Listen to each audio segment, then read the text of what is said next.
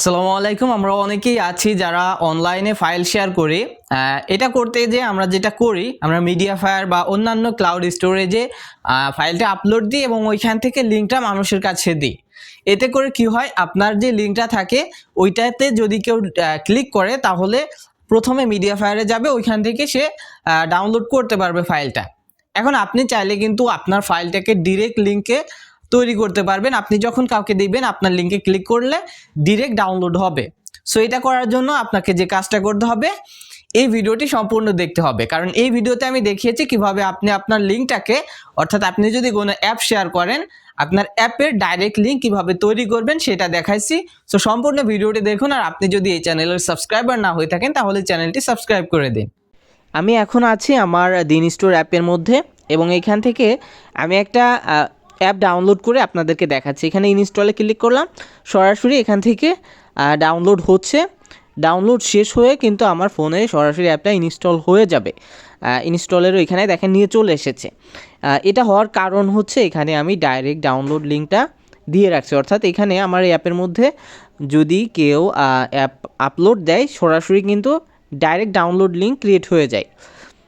আচ্ছা, এখন আমি আপনাদেরকে আর একটু গভীরে যেয়ে দেখাই। আমি আমার অ্যাডমিন প্যানেল থেকে আপনাদেরকে দেখাচ্ছি। এখন আমি আমার অ্যাডমিন প্যানেলে চলে আসলাম।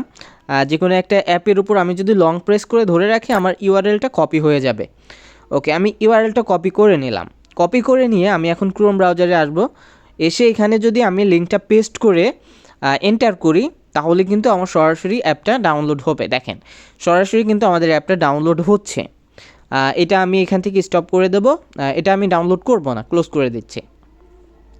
এখন এই যে সিস্টেমটা আমরা দেখলাম, এই সিস্টেমটা আমরা কিভাবে তৈরি করতে পারি, এটা কিন্তু তৈরি করা খুবই সহজ। এই সিস্টেমটা তৈরি করার জন্য আপনাদেরকে চলে যেতে হবে ক্রোম ব্রাউজারে। ক্রোম ব্রাউজারে এসে এখান থেকে আপনাদেরকে সার্চ করতে হবে ক্লাউডফ্লেয়ার। এখান থেকে যে ক্লাউডফ্লেয়ারের ক্লাউড স্টোরেজটা আছে এটা আপনারা ফ্রিতে 10 জিবি পেয়ে যাবেন।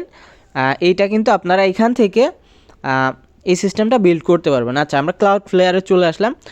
এখানে যদি আপনার অ্যাকাউন্ট ক্রিয়েট করা থাকে তাহলে লগ ইনে ক্লিক করবেন, আর যদি আপনার ক্রিয়েট করা না থাকে অ্যাকাউন্ট তাহলে স্টার্ট ফর ফ্রিতে ক্লিক করে দেবেন। তারপর আপনার জিমেল দিয়ে একটা অ্যাকাউন্ট ক্রিয়েট করে নেবেন। আমার অ্যাকাউন্ট ক্রিয়েট করা আছে, এই জন্য আমার অ্যাকাউন্টের মধ্যে চলে এসেছে। এখান থেকে অ্যাকাউন্ট ক্রিয়েট করা খুবই সহজ, এটা আমি দেখাচ্ছি না, আপনারা পারবেন সবাই ইনশাল্লাহ। এখানে অ্যাকাউন্ট ক্রিয়েট করার পরে যেটা করবেন সেটা হচ্ছে এই যে এই ডান পাশে বাম পাশে উপরে যে আইকনটা আছে এখানে ক্লিক করবেন। এইখান থেকে আপনাদেরকে চলে যেতে হবে স্টোরেজ অ্যান্ড ডাটাবেজে। এখানে অনেক অপশান আছে, আপনারা স্টোরেজ অ্যান্ড ডাটাবেজে ক্লিক করবেন। তারপর R2 অবজেক্ট স্টোরেজে ক্লিক করবেন, R2 অবজেক্ট স্টোরেজ। তারপর এইখান থেকে আপনারা চলে যাবেন ওভারভিউতে। ওভারভিউতে ক্লিক করার পরে আপনার সামনে এরকম একটা পেজ ওপেন হবে। আমার এখানে একটা বাকেট তৈরি করা আছে। এখানে উপরে দেখেন ক্রিয়েট বাকেট লেখা আছে, এখানে ক্লিক করে আপনাকে প্রথমে একটা বাকেট তৈরি করতে হবে। আমার একটা তৈরি করা আছে। আর এখানে দেখেন আমার টোটাল স্টোরেজ 2.11 জিবি দেখাচ্ছে। এটা আমার হচ্ছে স্টোরেজ ইউজ করা হয়েছে। আমার এখানে ফ্রি পাইছি 10 জিবি, আপনারাও সবাই পাবেন। আচ্ছা, এখান থেকে আপনারা ক্রিয়েট বাকেটে ক্লিক করার পর একটা বাকেটের নাম দিয়ে দেবেন। আমি আপনাদেরকে দেখানোর জন্য টেস্ট দিচ্ছি। এখানে বড় হাতের কোন অক্ষর দিবে না, বড় হাতের অক্ষর নেবে না, আপনি ছোটো হাতের অক্ষর দেবেন।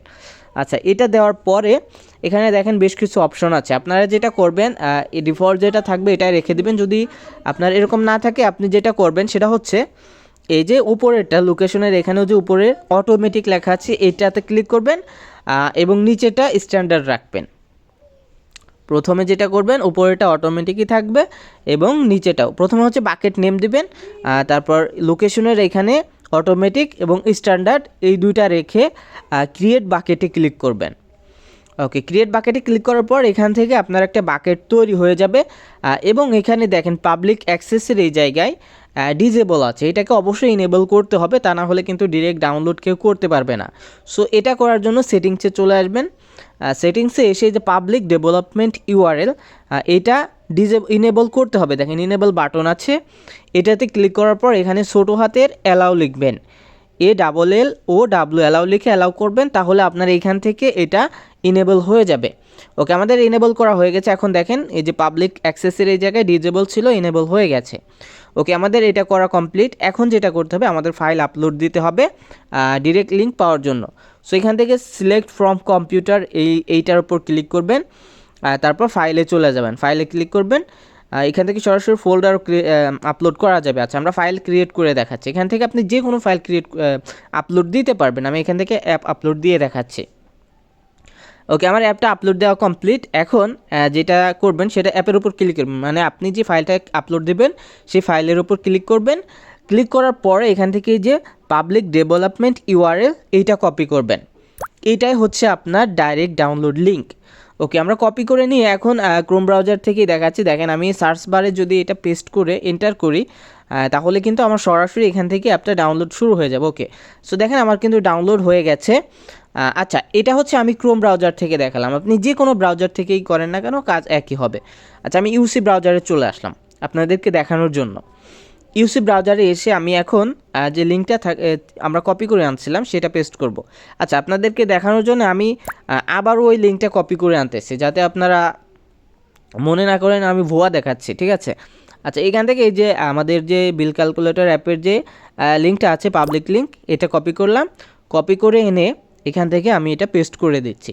ওকে, পেস্ট করে এখন যদি এন্টার করি, দেখেন আমার কিন্তু এই যে অ্যাপ ডাউনলোডের এই জায়গায় চলে এসেছে এবং ডাউনলোডে ক্লিক করলে সরাসরি ডাউনলোড হচ্ছে। সো এইভাবে করে কিন্তু আপনার খুব সহজেই ডিরেক্ট ডাউনলোড লিঙ্ক তৈরি করতে পারবেন, যেমনটা আমি তৈরি করেছি আমার দিন স্টোর অ্যাপের মধ্যে। আমি যেটা করেছি সেটা হচ্ছে ক্লাউডফ্লেয়ারের স্টোরেজ আমি ব্যবহার করছি, আর ডাটাবেস হিসাবে আমি ব্যবহার করছি ফায়ারস্টোর ডাটাবেস। সো এই ছিল আজকের ভিডিও থেকে যদি আপনি একটু উপকৃত হয়ে থাকেন তাহলে অবশ্যই একটি লাইক দেবেন এবং কমেন্ট করবেন, এবং আপনি যদি এখন পর্যন্ত এই চ্যানেল সাবস্ক্রাইব করে না থাকেন তাহলে চ্যানেলটি সাবস্ক্রাইব করে রাখবেন।